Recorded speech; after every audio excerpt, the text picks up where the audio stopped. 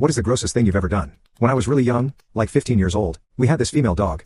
I would just spend my days crawling around with her pretending to be a dog as well. You know, a kid being a kid. I would roll around with her in the mud, crawl around with her across the house, sometimes even try to eat out of the food bowl with her. She gave birth to 3 puppies over the course of a year. I would then pretend to be one of the puppies and do whatever they are doing as if she was my mother.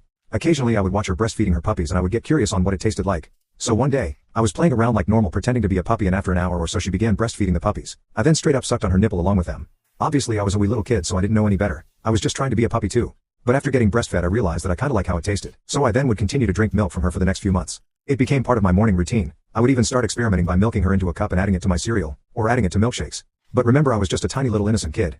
One day my mom would catch me in the action, full mouth to nipple, and I got in major trouble. She thought I was mentally ill and tried to send me to a therapist, but I would tell her how I was just a child who didn't know any better. Remember, I was only 15.